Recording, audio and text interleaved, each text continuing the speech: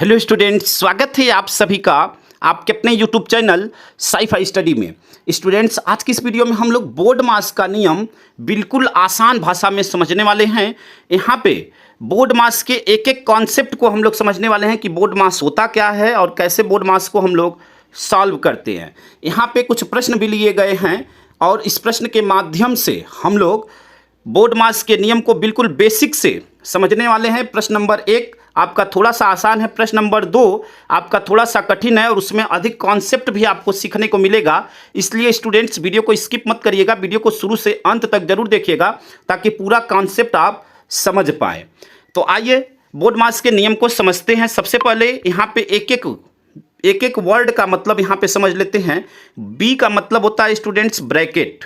B का मतलब होता है ब्रैकेट और ब्रैकेट 4 प्रकार के होते हैं। यहाँ पे पहला है बार ब्रैकेट, दूसरा है स्मॉल ब्रैकेट, तीसरा है कर्ली ब्रैकेट और चौथा है बिग ब्रैकेट। ठीक है, यहाँ पे पहला कौन सा है? पहला है आपका पहला बार ब्रैकेट, दूसरा स्मॉल ब्रैकेट, तीसरा कर्ली ब्रैकेट और चौथा बिग ब्रैकेट। जब भी प्रश्न में ये आते हैं तो इनको इसी सीक्वेंस में हम लोग हल भी करते हैं। सबसे पहले अगर प्रश्न में कहीं पे बार ब्रैकेट है तो उसको हल करते हैं, उसके बाद हम लोग स्मॉल ब्रैकेट को हल करते हैं, फिर उसके बाद हम लोग कर्ली ब्रैकेट को हल करते हैं और सबसे लास्ट में बिग ब्रैकेट को हल करते हैं। यहाँ पे उसी सीक्वेंस में लिखा गया जिस सीक्वेंस में उसको हल किया जाता है। उसके बाद आता है ओ का मतलब होता है ऑफ और ऑफ का मतलब होता है गुणा। यानी प्रश्न में अगर कहीं पे का लिखा हुआ है ऑफ या का, तो का मतलब होता है गुणा। अगर हिंदी में लिखा हुआ है तो का और इंग्लिश में लिखा होगा तो ऑफ। तो ऑफ का मतलब होता है गुणा। यानी अगर प्रश्न में कहीं पे का या ऑफ लिखा हुआ है तो उसको हटाकर वहाँ पे गुणा का चिन्ह लगा देते हैं। ठीक है। डी का मतलब होता है डिवीजन। डिवीजन का मतलब भाग, यानी उसके बाद हम लोग भाग को हल करते हैं। फिर उसके बाद क्या होता है यम का मतलब होता है मल्टीप्लिकेशन यानी गुणा। उसके बाद गुणा को सॉल्व करते हैं। ए का मतलब होता है एडिशन, यानी एडिशन का मतलब जोड़, यानी उसके बाद जोड़ करते हैं। और एस का मतलब होता है सब्ट्रैक्शन यानी घटाना, और उसके बाद हम लोग घटाना करते हैं। यानी प्रश्न में देखिए अगर ब्रैकेट है तो सबसे पहले ब्रैकेट को इसी सीक्वेंस में सॉल्व किया जाता है। अगर ओ है या ऑफ है या का लिखा हुआ है तो उसको हटाकर गुणा का चिन्ह लगा लेते हैं। उसके बाद हम लोग क्या करते हैं? उसके बाद हम लोग करते हैं डिवीजन। यानी प्रश्न में अगर उसके बाद आ रहा है तो डिवीजन करेंगे, भाग करेंगे। भाग के बाद हम लोग क्या करते हैं? मल्टीप्लाई करते हैं। मल्टीप्लाई के बाद हम लोग ऐड यानी जोड़ करते हैं और लास्ट में हम लोग सब्ट्रैक्शन यानी घटाना करते हैं। उम्मीद करते हैं कि प्रत्येक वर्ड का मतलब आप बिल्कुल अच्छी तरह समझ गए होंगे और इसी सीक्वेंस में आपको सॉल्व भी करना है। तो आइए प्रश्न को देखते हैं। प्रश्न नंबर 1 यहाँ पे है 752 माइनस स्मॉल ब्रैकेट में 13 गुणे 8 प्लस 125 स्मॉल ब्रैकेट क्लोज भागा 5 गुणे 50। तो इसको देखिए कैसे हल करेंगे। यहाँ पे आप देख रहे हैं कि ब्रैकेट में केवल कौन सा ब्रैकेट है? स्मॉल ब्रैकेट है। तो सबसे पहले स्मॉल ब्रैकेट को हल करेंगे। तो यहाँ पे इसको हल करते हैं तो देखिए क्या हो जाएगा 752 माइनस, अब यहाँ पे स्मॉल ब्रैकेट को हल करेंगे 13 और 8 का गुणा होगा तो 13 और 8 क्या हो जाएगा 104 प्लस 125।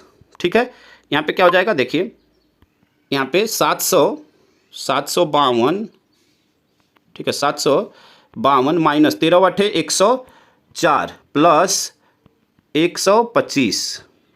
ठीक है, ब्रैकेट क्लोज।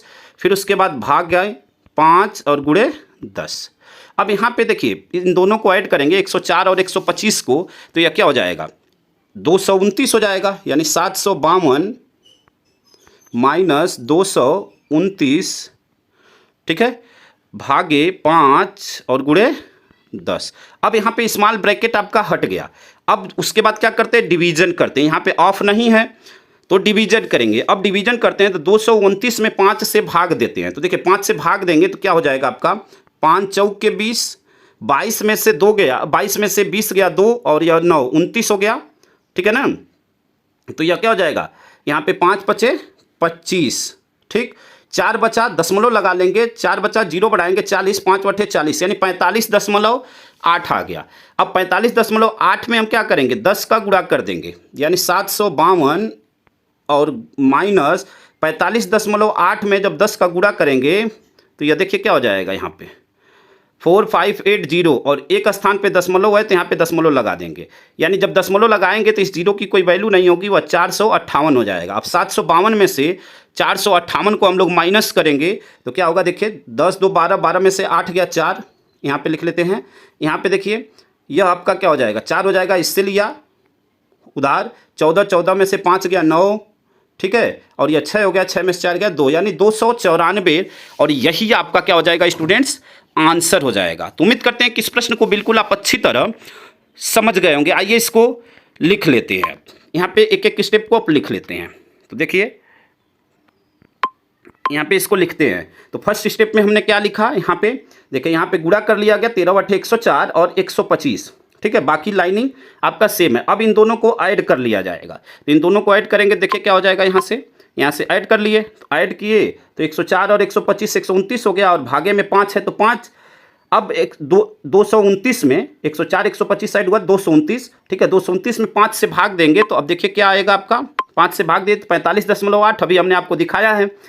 अब उसमें जब 10 का गुणा करेंगे, इसमें 45.8 गुणे 10, क्योंकि डिवीजन के बाद क्या है, मल्टीप्लाई है, तो मल्टीप्लाई करेंगे तो यह देखिए गुणा होगा तो यह एक्चुअल में क्या होगा, ऐसे होगा। और यहाँ पे एक स्थान पे दशमलव है तो दशमलव लगाएंगे, तो उसके बाद इस जीरो की वैल्यू नहीं होगी, यह 458 हो जाएगा।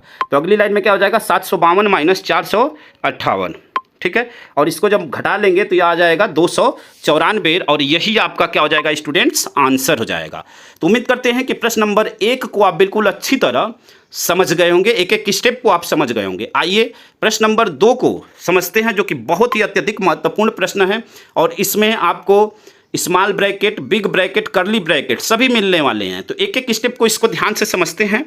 अब देखिए यहाँ पे क्या करेंगे, आपका सबसे पहले काम है कि स्मॉल ब्रैकेट को हल करना। तो स्मॉल ब्रैकेट को हल करने के लिए यहाँ पे क्या लिखेंगे, देखिए 23 प्लस 5 में से 2 गया तो यह क्या हो जाएगा, 3 गुणे, उसके बाद यहाँ पे करली ब्रैकेट है, तो करली ब्रैकेट यहाँ पे देखिए 5 और 2 का गुणा हो जाएगा, 5 दूनी 10 प्लस 9 माइनस 3 करली ब्रैकेट क्लोज, फिर भागे 2 और फिर बिग ब्रैकेट क्लोज, ठीक है।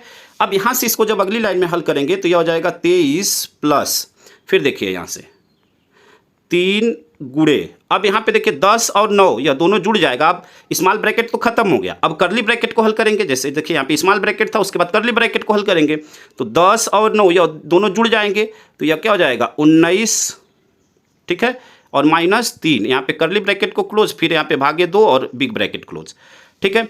अब देखिए 19 में से 3 जाएगा तो क्या हो जाएगा, 16 होगा।